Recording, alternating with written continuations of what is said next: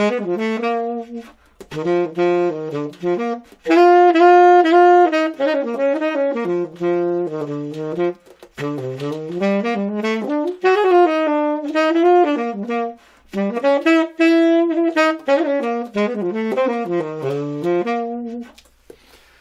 welcome to episode 18 of the Woodwind Doubling Channel. Today is my personal tenor saxophone setup. This is a Jupiter 889 SG.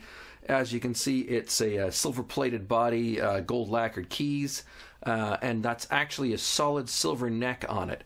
Now, this is probably the oldest of the saxophones that I have from Jupiter, and partly it's I've got a real affection for this horn. It's gotten me through a bunch of cruise ship gigs and a bunch of pit gigs and things like that, but also because I don't make tenor as much of a playing choice for my personal playing. It's really not seen as much wear as my other instruments. I've gone through a couple of sopranos and altos and baritones, but the tenor, this is the original one that I got when I started playing on Jupiters. It's got all the nice features on it, high F sharp key, a nice accessible front F key on it. Everything works beautifully on it. That still has the original pads, original corks, original everything else in it, but it has done great service at sea and doing shows. Mouthpiece setup on this instrument is a Jody Jazz HR Star number 7, so that's the hard rubber number 7 mouthpiece. That goes kind of right up the middle. It's similar to a Link 7 in terms of opening. Right now I think I have a 2.5 Leger signature reed on that, and of course the Rovner ligatures, which I really favor in concert with the Legers. Now, this is a pretty versatile setup as it is. I don't know that I'd want to do a straight classical gig on this particular setup. I could probably pull off playing something like Bolero on this. But for some classical playing lately, concert band especially, I've been using a Van Doren T20. It's not a very well-known mouthpiece. It's a little more slimline design. It has a very broad tip rail on it, the idea being that you can play a softer reed setup and not lose any of the tone quality.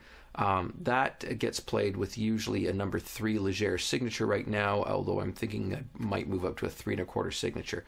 So if I'm doing some classical things, I just used it last night, as a matter of fact, in a concert band rehearsal, and it worked very, very well in terms of blend and appropriate volume output for playing in a band situation.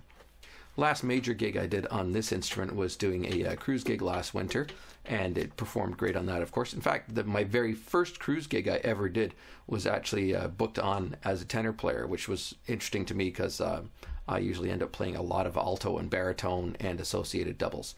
Certainly for some of the gigs that I do, doing doubling gigs, playing oboe and English horn, tenor is the most usual double you're going to get in an oboe and English horn book. So I make sure I keep a tenor and keep it in shape for doing just such things like that. Anyways, there it is, my personal tenor setup. If you have any questions or comments, please leave them below. And as always, if you have not subscribed yet, please click on the subscribe button. I'm trying to see if I can get up to that magical 100 subscribers point, because then I can actually put an official channel name on it instead of just a string of YouTube letters and numbers for a link to it. Much appreciated if you can do that, and I'll see you next time. Thanks for watching.